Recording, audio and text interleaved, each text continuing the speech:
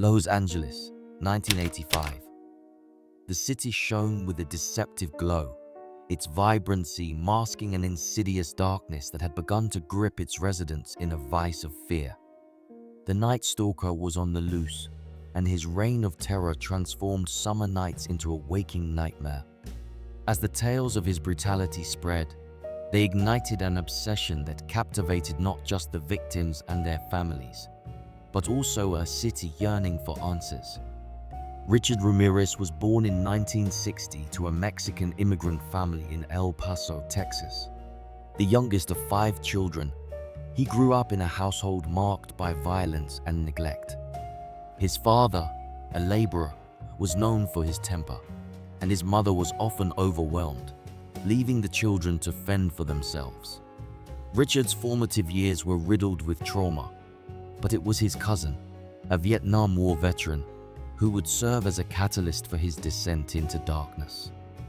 As a child, Richard was exposed to graphic tales of war and death, which ignited a morbid curiosity. By his teenage years, he had turned to Satanism, immersing himself in dark rituals that provided a warped sense of power. He began to burglarize homes, seeking thrills that would soon escalate into something far more sinister. Each break-in became a rehearsal for the monstrous acts that were yet to come. In April 1984, Ramirez transitioned from petty criminal to serial killer. His first known victim was a 79-year-old woman named Jenny Vinco, whom he brutally assaulted and murdered in her home. This horrific act marked the beginning of a killing spree that would claim the lives of at least 13 people over the next year. The Night Stalker's modus operandi was chilling. He would enter homes through unlocked doors or windows, often in the dead of night, striking fear into the hearts of his victims. Each crime scene bore the marks of his sadistic obsession. Pentagrams drawn in blood, taunts left behind. His actions were not merely acts of violence, but rather a twisted performance that fed his insatiable desire for dominance. As the body count rose, so too did the media frenzy surrounding Ramirez. News reports plastered his face across newspapers and television screens, transforming him into a dark celebrity. The public was drawn to the horror of his crimes, while authorities scrambled to catch the elusive killer. Fear gripped Los Angeles, and the city's residents became prisoners in their own homes. Detectives Frank Salerno and Gil Carrillo were assigned to the case, their obsession with capturing the Night Stalker mirroring the public's fixation.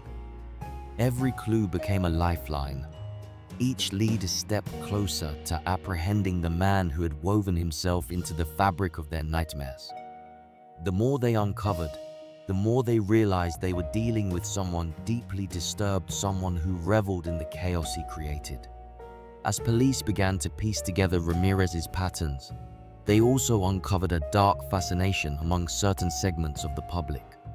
Some women were drawn to him, writing letters and even visiting him in jail. It was a bizarre manifestation of the bad boy allure, women romanticizing the danger he represented. This obsession mirrored Ramirez's own twisted sense of power. He thrived on the chaos he inspired, both in life and in death. Ramirez himself played into this narrative. During his trial, he showed little remorse for his actions, often smirking at the cameras, his demeanor feeding the public's morbid curiosity. Each appearance became a spectacle, a display of his twisted charisma that further fueled the obsession surrounding him. The breakthrough came in August 1985 when a group of locals recognized Ramirez as he attempted to break into a home in East Los Angeles. A chaotic chase ensued, and he was apprehended by the police after being cornered. For the first time, the hunter had become the hunted. As he was led into the courtroom for his arraignment, Ramirez appeared almost nonchalant, his demeanor sending shockwaves through the community. The man who had once prowled the streets with impunity was now facing the consequences of his horrific actions. But even in custody, the obsession with him did not wane. Media outlets capitalized on the sensational nature of the trial, ensuring that Ramirez remained a household name. The trial of Richard Ramirez began in 1989 and quickly became a media circus. Women flocked to the courtroom, some wearing wedding dresses, eager to express their love for a man who had become synonymous with evil. They sent him letters filled with adoration, illuminating a disturbing psychological phenomenon, a dark romance that echoed the very obsession he had instilled in the city. As the evidence against him mounted, so did the spectacle. Witnesses recounted harrowing tales of survival, each story weaving a tapestry of horror that captivated audiences nationwide. Ramirez, however, reveled in the attention, drawing energy from the chaos he had unleashed. In 1996, after being convicted on multiple counts of murder, attempted murder, and sexual assault, he was sentenced to death.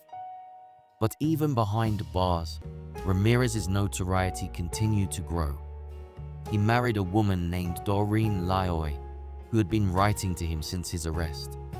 Their relationship was a chilling testament to the allure of darkness, a reflection of how obsession could warp perception, transforming a monster into a figure of twisted admiration. Richard Ramirez died in prison in 2013 from complications related to B-cell lymphoma, but his legacy endured. The Night Stalker's story became a cultural phenomenon, inspiring books, documentaries, and countless discussions about the nature of evil. His ability to captivate the public, to turn horror into spectacle, remains a haunting reminder of the thin line between obsession and infatuation with darkness. The story of the Night Stalker is not merely one of horror, it serves as a chilling exploration of obsession in all its forms. Richard Ramirez embodied a darkness that resonated with many, revealing the complex interplay between fear and fascination. His life and crimes have become a dark mirror reflecting society's obsession with the macabre, a reminder that within every horror story lies the potential for a profound, if unsettling, connection. As we look back on the chaos he wrought, we must grapple with the uncomfortable truth that the allure of darkness can sometimes overshadow the light, leaving us questioning our own obsessions and the fine line that separates humanity from monstrosity. In the end, the Night Stalker's legacy is one of duality, an exploration of love and hate, obsession and horror, forever entwined in a dance that may never truly end.